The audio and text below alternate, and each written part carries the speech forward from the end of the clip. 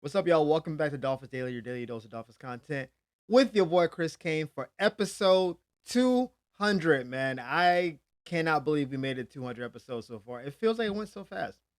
I think I just did episode 100 a couple of days ago and said, "Thank y'all for making me get to episode 100. We do this for you." And now we're on episode 200. You guys have been rocking with us the whole time. We've doubled our followership since the 100th video, which makes sense. And we're doing this right before the season starts, which means you know, we're gonna get to 300 during the year, and hopefully that culminates with some Dolphins victories. But thank y'all for all the support, man. We wouldn't do it without you. If you guys weren't supporting this channel, it wouldn't exist. So thank y'all for the support. Thank y'all for rocking with me. I do what I can to bring y'all the best of content, give you some facts, give you some figures, give you a little bit of me, some little anecdotal kind of stuff thrown in here or there. So we appreciate that. Uh, Thank y'all for rocking with us. And we're going to keep going to 250, 300, and beyond. And no, I didn't have a cool way to exit from that. So we're going to get right into the show. One of the themes that I've seen this offseason is that guys who have left the team have just decided they're going to just bash the team upon leaving. I've talked about this with Raheem Mostert, talked about this with Jalen Ramsey. It's just, I don't get it. You left the team, you're on the greener pastures, you had Kendall Lamb before he got brought back. Like, I get it. You left. Some of y'all left not by choice, John Smith. And now it's like, oh, now it's open season on my old team. Maybe because I'm not this kind of personality type. That would be like if you break up with somebody and then you spend all your time just bashing your ex. Y'all broke up. It didn't work out. It's fine. You don't have to be like, yeah, thank God I got away from that. Like, it doesn't have to be all that. We are adults, mostly. So I don't get this. So Deshaun Elliott is now part of the Steelers, who also have Jalen Ramsey and Jonnu Smith. So three former Dolphins all on the same team. And he was on a podcast. And if you don't watch enough podcasts outside of mine, it's just a lot of people gossiping. That's basically most sports podcasts are one, I was better than y'all thought I was. Let me talk about that. Two, y'all overrate this player who wasn't that good. And three, let me just gossip. You can basically sum a lot of them up like that. Some have more redeeming qualities. They get into the humanity of the players and that kind of stuff.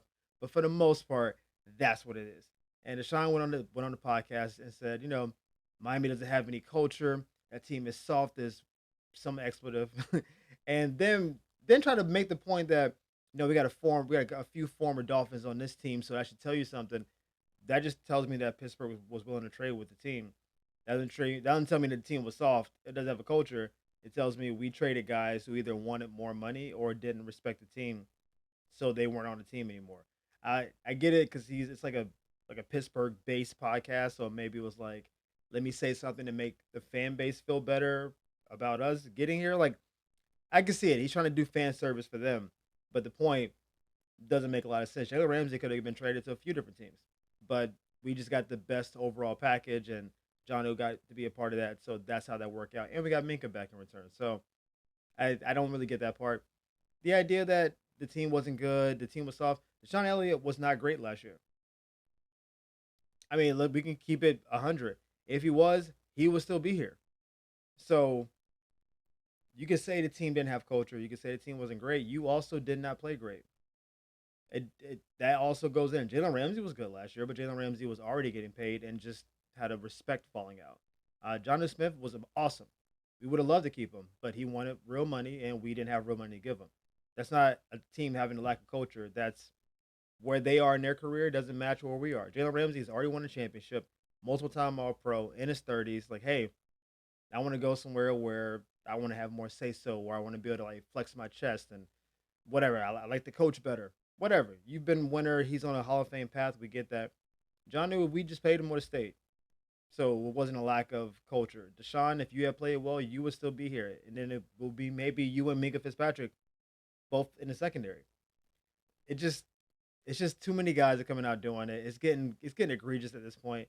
It's like, oh, what can I do to get some clout? Let me just bash my old team. I think it's weak sauce personally, but this may not be the last time we play Pittsburgh this year. So right before right before that game, I imagine you will see a lot of these quotes from him, Jalen, and Johnu get recirculated because that's what the media does. Like, oh, these guys don't like each other. Let's find a hot storyline to put with this, and it's like three former Dolphins look to get revenge, and if we're both in playoff contention by that time, then that will be another underlying point to it. This is not the last time you're gonna hear the story. Is what I'm saying. That's all I'm saying. It's dumb. We can move on. So there's a lot of negative press about the team currently, like a lot of the you know know it all people, the ESPN people, the analytic people don't have a lot of respect for the team. Don't think the team is going to go anywhere. We're going to flip this episode over 200 and talk about why we should be optimistic for this year. Don't let the naysayers out there try to undercut you and make you not a fan. Let's talk about where we could improve and where we can really be happy about the season. We're starting obviously in the trenches, most specifically with the offensive line at the guard position. Last year we couldn't run the ball and we couldn't pass protect interiorly because our guards were not good. I mean, just full stop. They just weren't good. And so the Dolphins, like most teams, said that's our biggest area of need. We got a James. When we got Jonah, let's lock in his guard position. Then we also added Ollie Gordon, which was, I don't know if he went into the draft thinking he would even be there, but he was.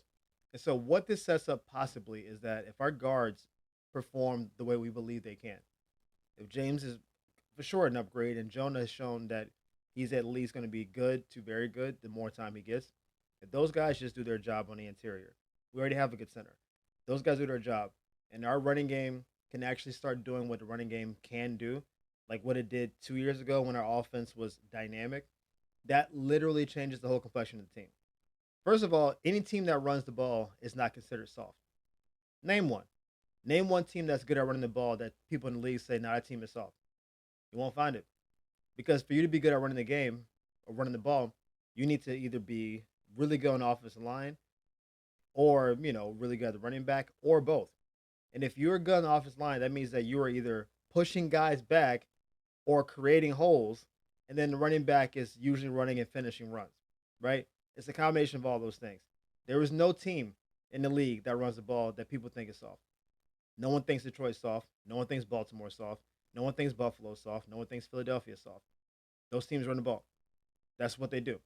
So if you can be good at that point of the game, that that point of attack, San Francisco for the last X number of years with McCaffrey and Trent and those guys, those are tough teams. The Rams have been a tough team. Like, that's what it is.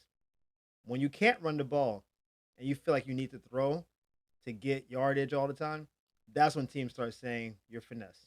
That's when people start saying you're soft. That's when people start saying, "Oh, those guys don't have enough like lead in their pants or whatever." Like there's those that goes with not being able to dominate up front. If these guys at the guard position do what they're supposed to do what they're being paid to do in James's case or drafted to do in Jonah's case, with the added heft at running back, and of course just the dynamicness of Devon, we should be able to run the ball. And if you can run the ball, that changes the whole tenor of the game. Defense gets a bigger break. Tua's less relied upon. And also, yeah, that's my biggest thing is running the ball changes Tua's health status, right? Tua mostly gets hurt when he's running outside the pocket trying to make plays. I don't remember the last time he got hurt like standing in the pocket making a throw. You're right, like he got like one of his concussions was against Buffalo, throwing the ball, backpedaling, and it falling in the back of his head. And then it was Cincinnati. He was like trying to like create outside the play, got thrown, slung down. It was a few days after the Buffalo play, so that led to the really bad concussion. Um, then he got obviously trying to make a run against Buffalo, lowering his head. Dumb. But it's usually been, it hasn't been him just in the pocket, standing there making a throw, getting hit. It's been an extracurricular type stuff. Him running backwards, him running around, him trying to tackle people, trying to run people over. That's where he's gotten hurt. I've never seen Tua get hurt handing the ball off. If he's just like, you got it, you got it, and then play action, which usually means that there's a better pocket because now the defense is looking for the run. They're like sucking up to the run, pull that ball out, make the throw. This will keep Tua healthy, which, as we've said many times, Tua is the key to the whole team, basically. But you don't keep him healthy by simply having a strong offensive line. You can be healthy by having a strong running game, which is aided by having a good offensive line. So I think we are for sure going to be better up front than last year. I think that goes without saying. If they're as good as we think they can be, though, That takes a lot of pressure off of him. That makes calling a game easier. That makes salting games away better. That makes holding on to leads better. That makes cold weather games not seem so daunting because you don't feel like, how are we going to throw a 40-yard bomb to Tyreek in the snow? Don't worry about it. Hand the ball off. So I think we're gonna the guards. I'm looking forward to really seeing them play together. We haven't really seen that up to this point, but seeing them grow together, learn together, get into their pulling and all that stuff like that may be more football nerdy kind of stuff, but I'm looking forward to it. Second reason to be excited: pass rush. Like we were already looking at a good pass rush before Matthew Judon came along, but this means now you have Judon, Chubb, and Phillips, who two of those guys are playing for money. Chop is playing for an extension after next year, so if he balls out, and Judon's playing for respect. He's made money. He's been All Pro. He's been a Pro Bowler. He's been great. He's at the end of his career, but he thinks he's still really good. So he's paying. He's playing for respect. Chop's playing for future money to get into that Pro Bowl consideration. Jalen's playing for a giant contract. If he balls out this year, money's coming. I think Chubb. This is last year with the team, kind of no matter what. I think they'll move on or trade him during the year. We'll see what happens with Chubb. But Chubb is also playing for the rest of his career. He's not old yet. He's been injured, but he's not old. So we have four guys that all are a little bit different in their pass rush. We have some of the speed guys, we have the power guys. We have a good mix and match. But even more importantly, the interior D line is going to be better this year. With Kenneth and Big Zach in the middle, then you start folding in some of the rookies, the other rookies.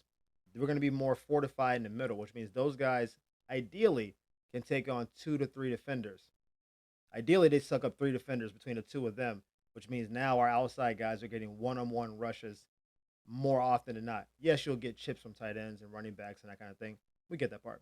But for the most part, if we can get one-on-one matchups on the edges because our guys in the middle are doing their job, we should win a lot of those matchups. We have 4 rushers that we feel pretty good about. So when you have 4 guys getting at the quarterback, that middle's being held down. And listen, Zach gets sacks in the middle. That's like the undercurrent of what makes Zach so important, which is why he deserves his money. Not only is he holding it down in the middle, but he will, you know, he'll get in there. If he's getting 10 and a half sacks, in addition to these guys on the edges doing their rush, now that pocket's collapsing. You saw some of this in the preseason when we had our starters out there. They were getting home, man. There was a lot of rushing, like even from the linebacker blitzes with the Willie Gays of the world. Those guys were flying in. It's like, oh, there's pressure. Our front seven should be on people this year. And because we're so deep, like in the general front seven, the interior D line outside, and again, Zach is like the consummate, and then we have a lot of young guys behind him. So we have personnel, but they're not experienced. But that front seven, even if 1 or 2 guys goes down, should still be really good. We're not like how we were last year, where Jalen's down, so now we don't have a pass rush for most of the year. Like that's not where we are this year. We should be coming after people. We should be on them as those young guys get more and more seasoned throughout the year. Because early on, yeah, you're going to be going against like some of the best offensive linemen, and it may be a little jarring. Like, oh, these guys aren't in college anymore. We get that. Once you get to like that week 7, 8, 9, though, you've been in the NFL for some months now. Plus off-season training camp stuff. I'm expecting those guys up front to be hellacious. I think no reason we shouldn't have up to a top 5 pass rush and just interior like D line that we should be getting pressure on throughout. Kenneth is not really a sack guy, but he's just so big that he could just compact the pocket. Zach actually does get sacks. Obviously, the guys on the outside do. So I don't know what a good sack number total for the year would be. If we can get somewhere near, let's see, if we just do 10 each for 4 of them, plus them, I think any sack number over 60, I think is a really great year. So I don't know what like our historical best number is. I can probably look that up. But I think everything's on the table. Adding Judon added a little bit more juice. 1, he's experienced. 2, he's hungry. And 3, he doesn't have to play a ton. So he can just really give his all-out effort when he comes in. I'm really looking forward to the pass rush. Maybe more than any other part of the team. I just think they're going to be on people all year. And as we fold in those young guys who just are hungry for time, who may only get 10 to 15 snaps a game, they come in hair on fire, like, yo, I'm trying to get them. I'm trying to get some PT, baby. And they come in just, dude, I think it can be special. And finally, the biggest optimistic maybe gift for the year is the fact that people don't expect anything of the team. Like everyone is expects this to be a bad year. They're already saying like, "Yo, coach is gonna get fired." Like we had some scouts at the Clemson LSU game, and they're like, "Yo, are they looking at Nussmeier and Klubnik? Are they looking at one? Those teams have amazing defensive players, so I'm guessing most likely Clemson's defensive line and LSU secondary, but maybe the quarterbacks. Who knows? But there's like always reports that if they got rid of this guy and brought in like a little bit more of a hard nosed guy, could Miami be this way? And is Tua the answer? And all that kind of stuff. No one expects anything. Over under 7.5 means even if you go over to 8, that's not a playoff team. Like even 9 is not really a playoff team unless things kind of get crazy and there's just a lot of mediocrity in the league. You got to get to at least 10, and even 10 may not get you in. So they aren't expecting anything. I don't. I can't think of a single analyst that's like bullish on the team. They may be like, oh, I think Miami will be okay. Some of their draft picks are a little better than I thought they were. You might get a little some little morsel. You get a little bit of that, but I'm not hearing anybody be like, yo, look out for the Dolphins. I've seen some like draft boards and some like standings things that had the Dolphins in last place in the division, which I was like, wow. Oh, I got the Patriots winning 9, 10 games easy. Dolphins like 5, 6, like 6 games. Like it's gotten disrespectful. And some of this is the narrative is just kind of run wild. And it's, whether good or bad, it is what it is. Some of it you've seen in the preseason, you've seen some of the offensive line struggles. But again, we haven't been whole during the preseason. So anyone who's judging the team based on that, I think that's not a fair representation of what the team is. But they don't expect anything, which means the Dolphins halfway through the year could be 5-3, chilling. And people will say, "Oh, their record says they're a playoff team, but I still don't believe in them." And it's like, cool, don't believe in us. Keep hyping up Cincinnati. Keep hyping up Houston. Maybe Tennessee's a little better than you think they are, and you like Cam Ward a lot. Hype them up. Go ahead. The Raiders, all the teams that could finish in the same like ballpark as us. Even the Jets. Hype those people up. Go do your thing. Meanwhile, all Dolphins got to do is win the games you're supposed to win, and then split some of those other games, right? Like if you just win the games that we're going to be favored in, I think we're favored in 6 or 7 games. You win those games. You got to win 3 of that other like 9. That's how that math kind of works out. So that game against Cincinnati, like okay, their defense is terrible, their offense is great. Can we balance that out? That game against Tampa, same kind of situation. Tampa's defense is a little bit better than Cincinnati's, but same kind of thing. We play um, Pittsburgh. Pittsburgh's defense is good. Offense shouldn't be great, but you know, those are the matchups that is like the Chargers. Can you beat a team that you're probably like right here with, where it's a single play here or there? Oh, you missed a field goal. We made a field goal. You made a turnover late. We didn't make a turnover late. Those are the games that are going to decide the season for the team. The teams that we're supposed to beat, we should beat. I mean, that's kind of how that works out. I think there's a couple teams that I'm curious to see how we play against them, and that will kind of give me a litmus of where we are like overall. But I think this is a good place to be because one, you won't get have as much media attention on it. I think we don't do well in the spotlight despite being in Miami. The more it's like, man, you guys are the best offense in the world. How do you feel? And it's like, oh, Coach McDaniel's a genius. And now I very much believe this, and this is maybe a hot take. I think Coach McDaniel got put on a genius pedestal so fast that he was put next to McVay and Shanahan. And I think part of him being from that tree, ego wise, is trying to live up to what those guys are. Both of those guys have been to the Super Bowl multiple times, right? Sean McVay's won one. And they're like, oh, this guy might be on par, if not in some way more brilliant. Like he's the best run game schemer we've ever seen. And it's like, oh, I got to live up to, I don't know if they're mentors to him, but big bros, I guess, in the coaching ranks. And I think part of that plays into the ego of coach, for better or for worse, because he does do some amazing scheming of plays. But when the bar is Sean McVay, who I believe is the second best coach in the league, and then Shanahan, who's top 10, maybe top 5, depending on what you like, if those are the bar, then it's like there's extra weight on that. If people were just like, oh yeah, Miami's doing their thing down there, they're a cute little team down in South Florida, I think coach can be a little bit more experimental. I think he could be a little bit more bold. I think he can change his approach a little bit. I think his quirkiness is not put on display for the world to see. I think it actually positions him to be to not live up to what those things are, but it also makes the team better because he can be a little bit more anonymous. Shanahan is not anonymous at all. His dad was a coach. We know that. McVay, since he came on the scene as I think a 32-year-old coach, something like that, 30-year-old coach, like obviously you're the youngest coach in the league. That's pressure. We don't need pressure. We just need to execute our job. We keep the cameras away. Ideally, keep the tabloids away. That's for you, Tyreek, Coach Crow. Like keep those people away. Do your job, and I think by the end of the day, we'll be looking up at like, if Miami wins one of their last two games, they'll be in the playoffs, and we're like, yep, that's what I'm anticipating. We're gonna be like 9-6 going into the last two games. And so hey, if they win one of those last two, they get in. They win two of the last two, then they might jump to the 5 seed, and you can start playing with numbers like that. That's the ideal place for the team. But you only get there because people don't expect anything of you. And I think that's actually a gift. But as always, guys, thank you for tuning in to Dolphins Daily. We appreciate the love and support. Thank y'all for helping us get to 200 episodes once again.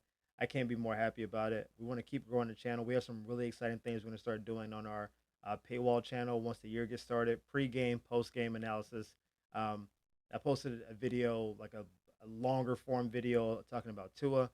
We're going to get into some nice, fun stuff this year. I'm really looking forward to it. Thank y'all for all the support. We'll see you next time on Dolphins Daily. Peace.